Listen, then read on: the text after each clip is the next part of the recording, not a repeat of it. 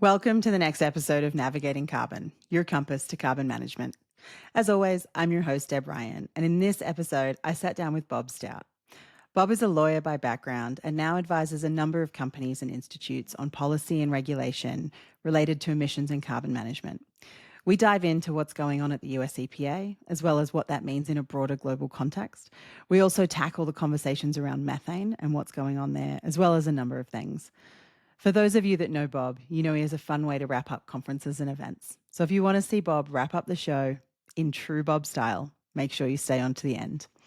If you enjoy our conversation, please like the podcast. And if you want to stay on top of all upcoming episodes, make sure you subscribe to the feed. But for now, sit back and enjoy my really fun conversation with Bob.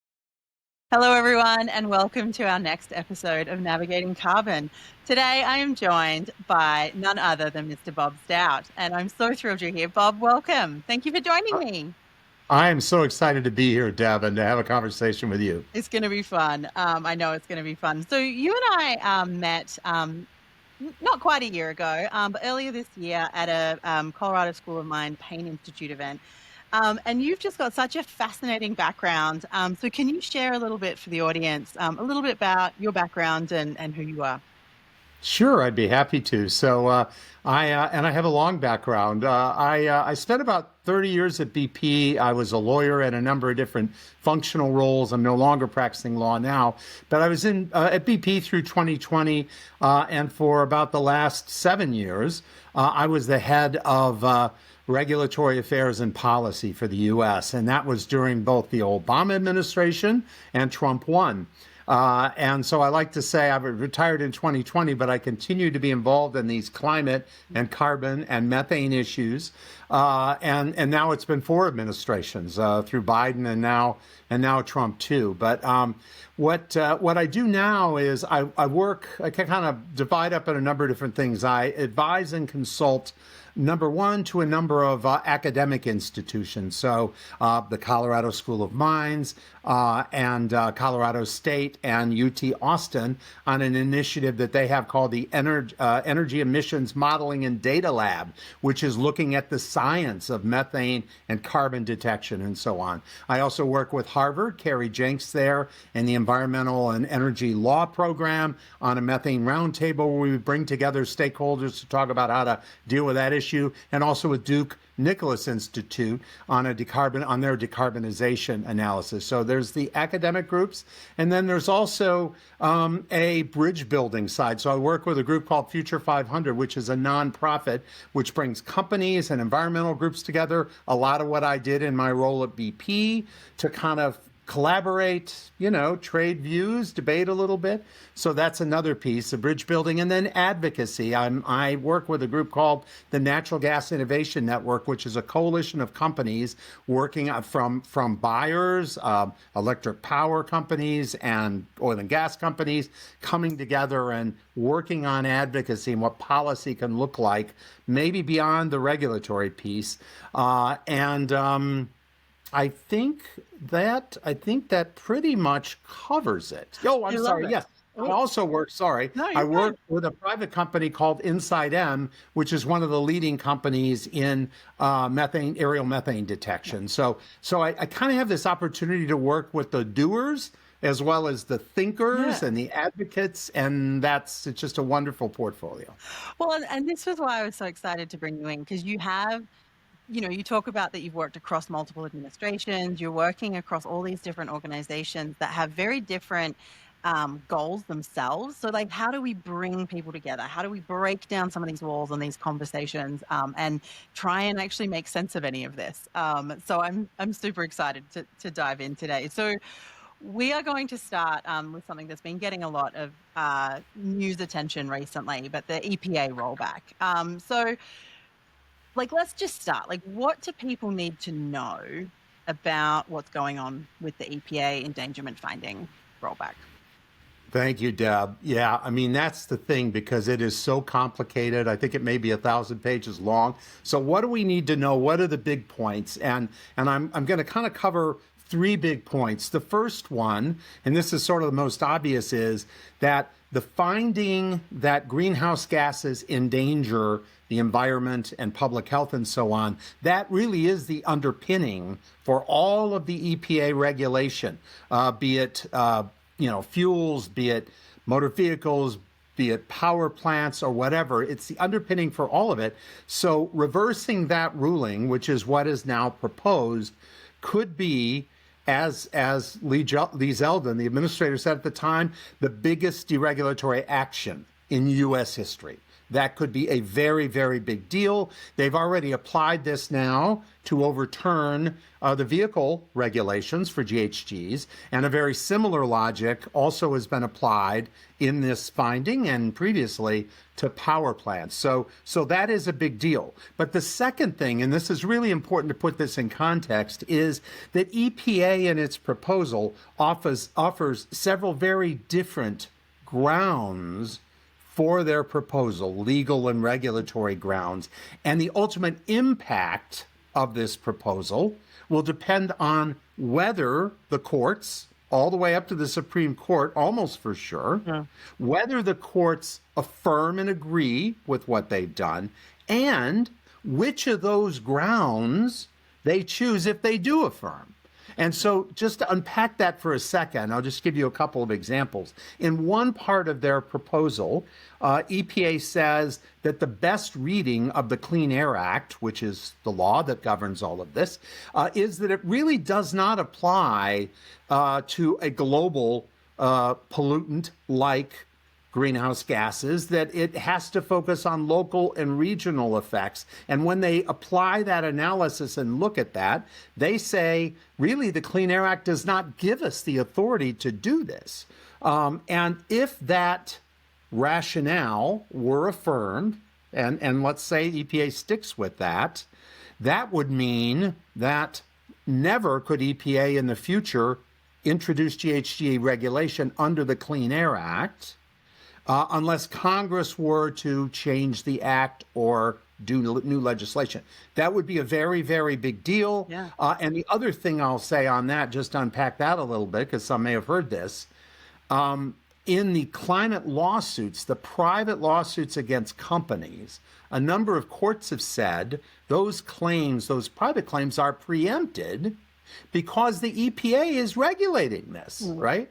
And so if EPA not only is not, but cannot regulate this, that also could change the law on preemption. So that could be a really big deal. On the other hand, and then I'll pause in a second, I got a second here, but on the other hand, there are other grounds, they say, that are based on their discretion. So essentially they're saying, well, maybe we could regulate, but we would choose not to for the following reasons. So they say the impacts of GHGs in the US are too small or attenuated. Now, a future EPA could say, well, we disagree with that, okay? So with that rationale, even if the Supreme Court says, yes, we agree, you can do this, it doesn't mean they have to. And then the other one, and this is one that gets a lot of focus, is on the science. So another alternative ground, not the only ground, maybe not even the primary ground, is that there's lots of uncertainty in the science as to the impact of GHGs, et cetera, and they rely on a DOE study, maybe we'll talk a minute about later. But there again, if that were the ground on which their decision were affirmed, the science can change. Yeah. And a different EPA in the future might view the science differently. And so if that's the rationale, that's different. And in fact, not only that, but the National Academy of Sciences, as we know, is about to do their own studies. So the science will continue to progress. So just the key point there is which of those grounds ends up going to the Supreme Court, and if they affirm it, can make a big difference in the impact of this as to whether this is a permanent change or a change that a future EPA could look at differently. No, I appreciate you breaking that down, because there is a lot to unpack in that. And I think the legal piece, I think, for this is something that, again, with your background and stuff, I have a hard time reading legal speak. So it's good to get someone to break it down and explain it a little bit, because If I understand it correctly, I think it was John Roberts was on the original Supreme Court ruling with the Massachusetts versus EPA back in 2007, which kicked a lot of this off, and he was one of the dissenters. And so it'll be interesting to see how they, if it, assuming it gets to the Supreme Court to turn this over and stuff like that. Like, there's a lot of moving pieces in this, You and may stuff not like be that. reading it, but you know your stuff, Deb. That's exactly right. And in fact, three of the current justices Okay. were in that dissent. Okay. Uh, so if you start counting justices, it would only take a couple of more to kind of go. And the rationale of that, can't resist, of I course, I have love to it. get into this, but the rationale of that dissent, a big part of it was, well, EPA has broad discretion to decide whether to regulate and whether to make an endangerment finding. So again, that's a rationale. If they went with that, that wouldn't necessarily mean that in the future EPA couldn't do it, Yeah. but the broader rationales would. Yeah, no, it's cool. And then the piece you bring up about the states is really, or the law, like the legal cases against companies and stuff, I think is a really interesting piece that a lot of people haven't necessarily thought about. A lot of the stuff I've seen is just like, what's the impact on emissions, or what's this going to do, and stuff like that. And like, but the fact that the Clean Air Act, and the EPA doing the air quality through the Clean Air Act has sort of been that federal precedence is kind of, if that gets reversed, it could open up the floodgates potentially. So I don't know. Yes. I don't know if you're expecting that. And the other piece, and you and I didn't really talk about this ahead of it, but like, do you think that will also open up, the international courts have just ruled as well, that the opposite way, where it is CO2 is endangering people, and that there's now precedent internationally that countries need to actually act on this, which is almost in contrast of what we're seeing on the rollback here. Like, do you think some of that will cause any tension, or just we've got to wait and see, or I don't know, like any kind of thoughts on that piece It of it? definitely, yes. I think you've pointed out what is attention and what will remain attention. I think that's probably almost irrespective of what our national regulations are, and Okay. but I do think that when the rest of the world feels the US is pulling back, and this could include courts as well as, legislators and regulators elsewhere in the world, they're going to tend to step in more. So I do think that, if anything, would be an accelerant of that. The one other thing, but the bottom line, you kind of just touched on it. With all these tensions, what we really have for a good period of time is a period of uncertainty about how this is going to come out. So it's going to wend its way through the agency.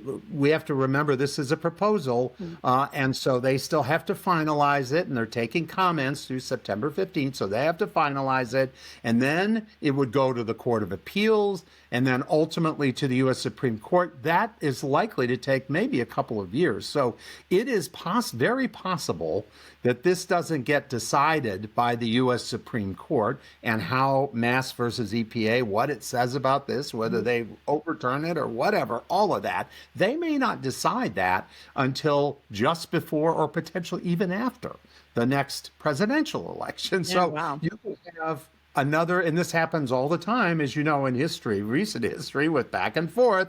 Then you have the question of, well, how do they rule, and how does that impact it? Yeah. But it's going to be a slow process, and lots of other things going on along the way. So like that, as we sort of step back from this, then, like in that kind of broader context, like what do you think?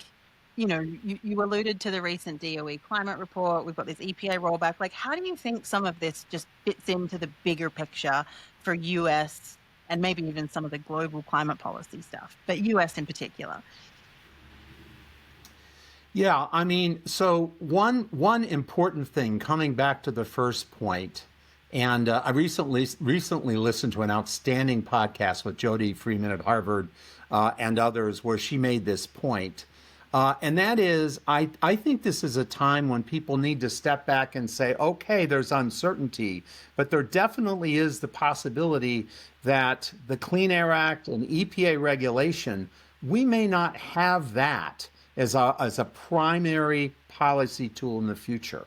I'm not saying we won't, but I think it's important to say, so what other policy instruments do we need to look at? How do we deal with that? How do we prepare for that while this continued controversy goes on over this? But I don't think we should count. And it's important to remember, too, that originally, before the EPA made the endangerment finding and so on, there was a lot of focus. Some might remember the cap and trade bill, Waxman Markey and Carrie Graham-Liebern. And now not many people are talking about carbon pricing anymore, but some still are. And that's still a possibility. Some people are talking about carbon trade policy. So speaking about it from a global standpoint. And there are, there are border carbon adjustments in Europe. Those kinds of things could be important instruments. And I don't want any of this to, to be heard to say that regulation isn't important anymore. And in fact, another piece to that is, let's not forget that there still is the regulation of traditional pollutants, including volatile organic compounds, or VOCs, that are, precursors to ozone. And those are still regulated, and there is still a requirement to look for them, and they tend to run with methane, for example. Yeah.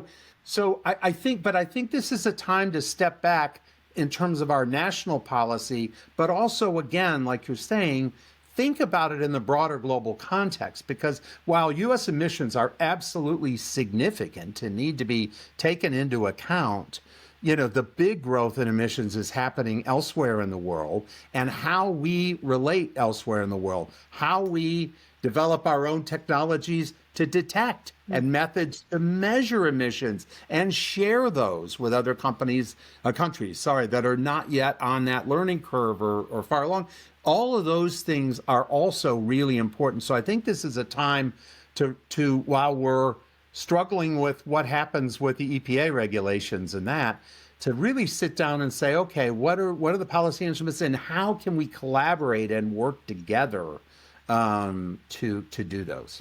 I think that piece is really important. And, you start to talk about some of the things like the carbon border adjustment mechanisms that are really, for those that don't know, it's the idea of carbon leakage, where if you import a product into a different region, like from the US to the EU, for instance, that you get charged a carbon price if you haven't paid one somewhere else. And it's something that I think the EU is stalling a little bit on that one, trying to figure out some of the implementation of it. But there is other ways that some of this stuff will be regulated, irrespective of what we do here in the US. I think it's an interesting, I think it's definitely an interesting space for us to watch.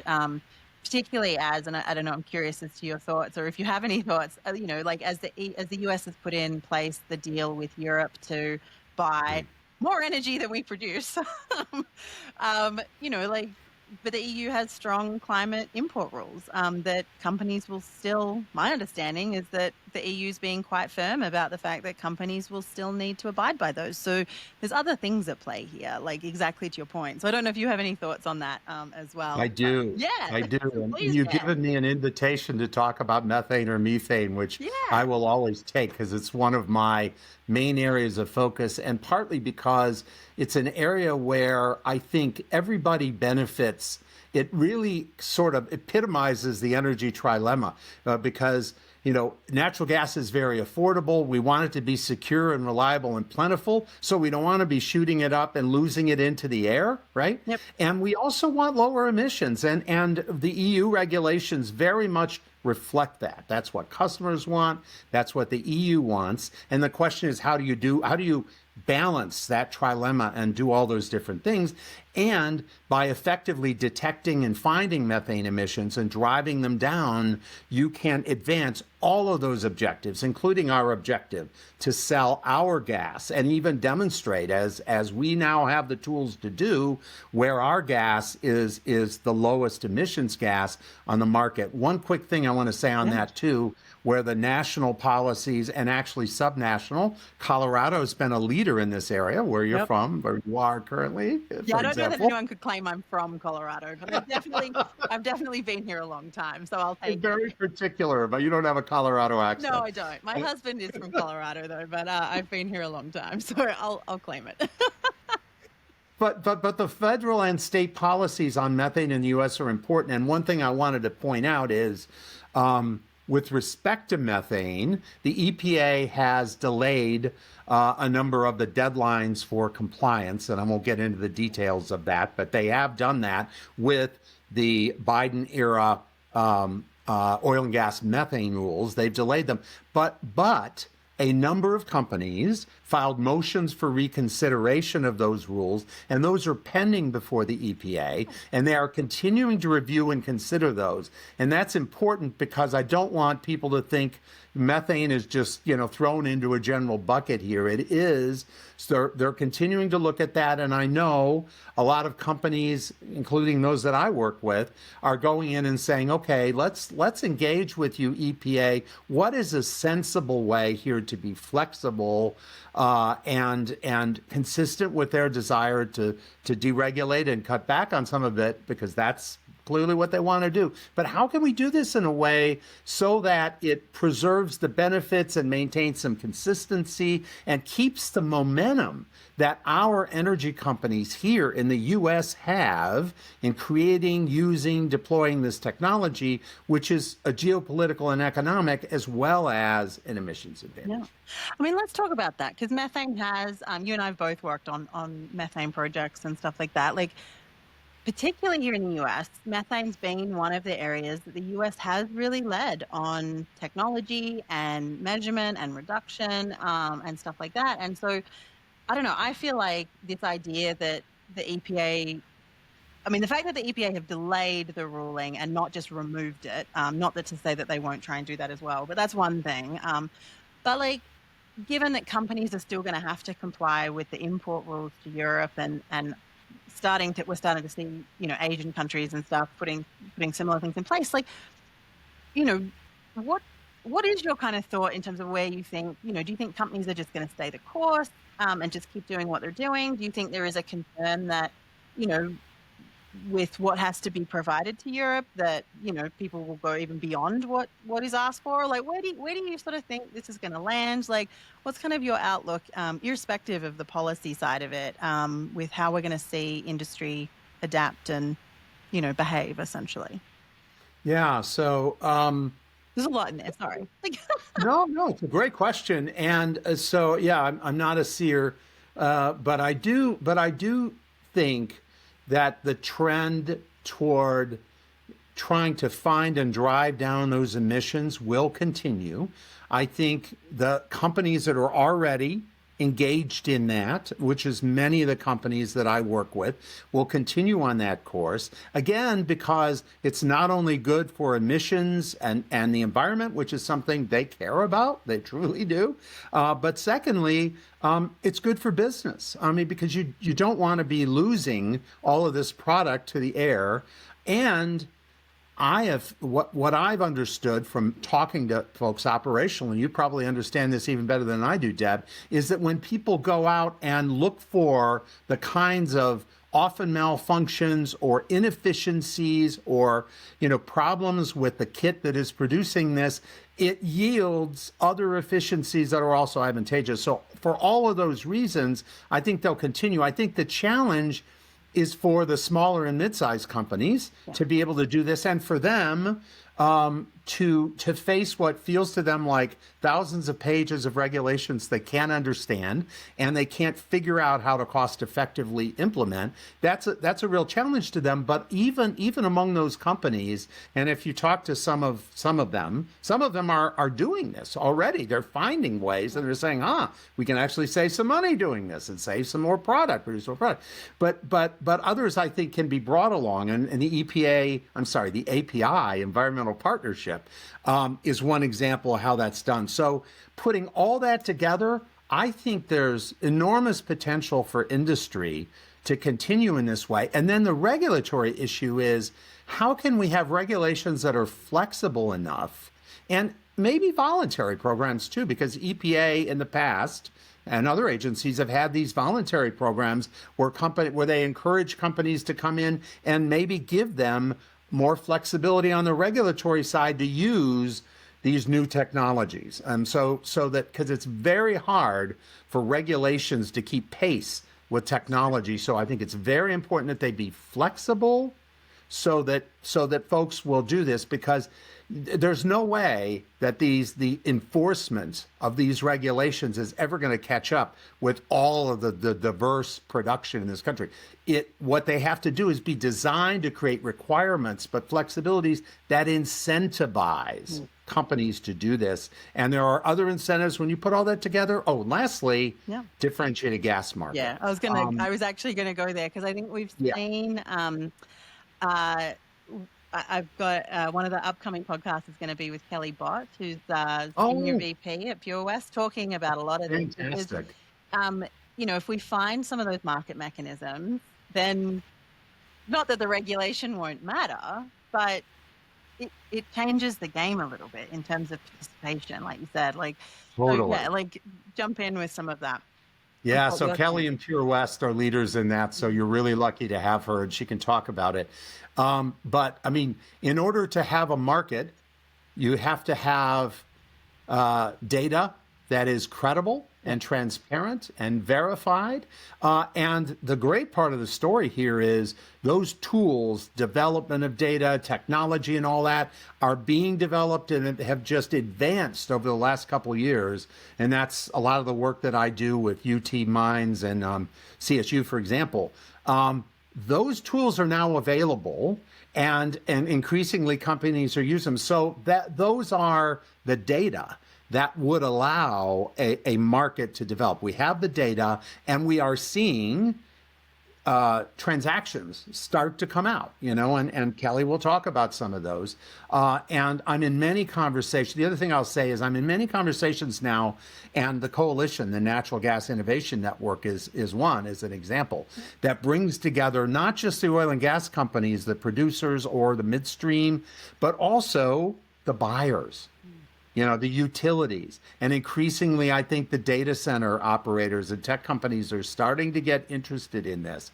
And so if you put those things together, we have the data, we have the tools, and they're being developed, and then we have the demand. I see a lot of potential there, and that could make a huge difference also with the driver of European exports, as you mentioned. It'll check all the boxes, and people won't have to worry about, and I think that's, your comment about flexible regulation. Let's make sure people don't have to do things 5 times. Let's just get it done once, to a certain extent. I wanted to kind of circle back a little bit. You talked about the fact that the EPA comment period is open right now. And then you also, you referred to the fact that a lot of companies are providing input to the EPA on the methane stuff. I know you and I have talked about this a lot in terms of how do we bring everyone together and stuff like that? But how do people get involved? How do companies, how do individuals, how important is that? And how do people engage with this? If that makes sense. Extremely important in my view. And that was a lot of my job. And I'm very passionate about this. And the thing to recognize, there are multiple ways to do this. Obviously, yes, EPA is seeking formal written comments, and people can file those. Companies, along with NGOs, are already involved in some of the litigation. There'll be litigation. There are opportunities to participate in that.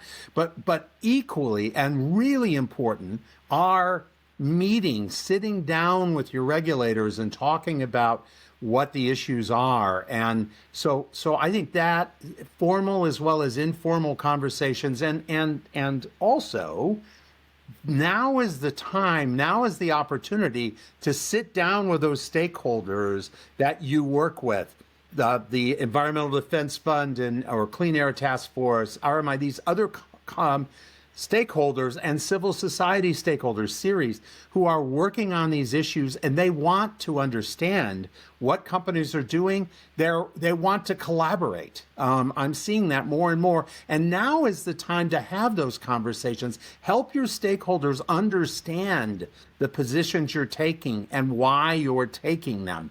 And at times, you may not be as public as they would like, or maybe as you would like to be, because your conclusion is strategically, it's better for me to have a quiet one-on-one conversation to get those views in. Not always, but sometimes. But the critical thing is you're having those conversations. It's really, especially in a fraud environment like this, I understand because I've been there. Companies and often lawyers will say, "Oh, be careful what you say," and you do have to be careful. Yeah. But silence itself is a form of communication. And often, I believe, very rarely is it the best one. So engage, have the conversation. I love that. It's because, to your point, it's so important. And it's very easy for us to read everything that's on social media or headlines and stuff like that and not really kind of understand everything's more nuanced than that. So, no, I love that. So, I would normally end by asking my guests what they're really excited about, but we're going to do something a little bit different because you are very well known. And for those that haven't been at an event with you or something like that, you have a very fun party trick. And so I am going to say, I'm going to hand it over to you, Bob, and let's go.